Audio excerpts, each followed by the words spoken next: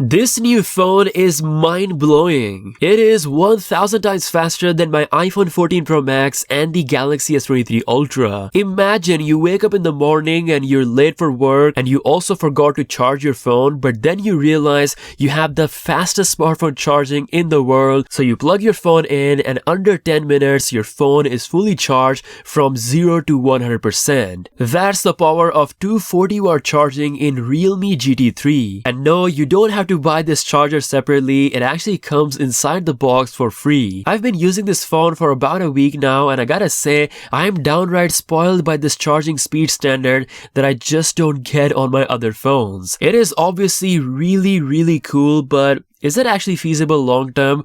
Well, I did ask Realme myself in the interview we had with Mr. Chase, and they confirmed that this phone has the highest battery certification, which ensures more than 80% battery health even after 1600 cycles of charging at 240 watts. That is more than some of the phones with the standard charging battery health. Realme has been doing crazy fast charging for some years now, and we haven't seen any issues, so you can absolutely rely on their new fast charging innovation of 240 watts on the Realme GT3. Now what about the actual battery performance? Well, the Snapdragon 8 Plus Gen 1 inside, along with the 4600 mAh cell, it's been able to give me around 4 to 5 hours of screen on time on average, even with intense usage, which is nothing too crazy, but you have to understand that this phone costs $640 with that battery performance along with that crazy fast charging speed that you don't even get on those $1,200 phones. Depending on your lifestyle, this might actually be that one killer smartphone feature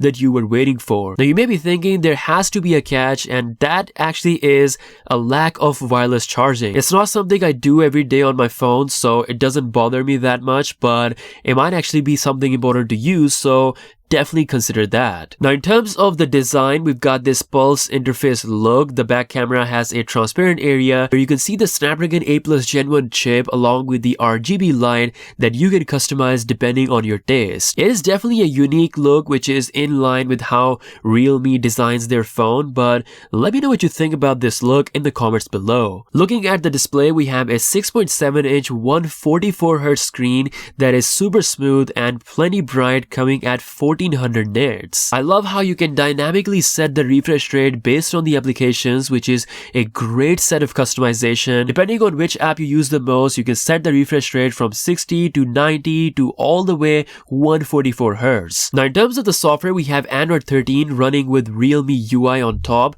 First thing, I really like the icon customization. I feel like this should come to the stock Android or One UI. You can basically use any custom icon pack, which really improves the whole aesthetic without the need of the third-party launcher. I'm not a fan of the out-of-the-box look of this phone, which is just have random apps on your home screen, so it does take a minute to set up everything, but once that's done, it's a pretty good look. Now taking a look at the camera, the main 50 megapixel sensor is pretty capable that can shoot 4K 60 FPS videos as well. We've got a lot of detail going on, fast autofocus. I'm pretty happy with the colors as well. We also get portrait video for both front and back cameras, looking pretty decent. However, the ultra-wide angle lens is a bit soft because it's only 8 megapixels and it's also limited to 1080p when it comes to the ultra-wide video recording. Moving on to the third lens, which is pretty special, probably my favorite, and that is the microscopic lens. With this lens, you can actually get super up close with the subjects, like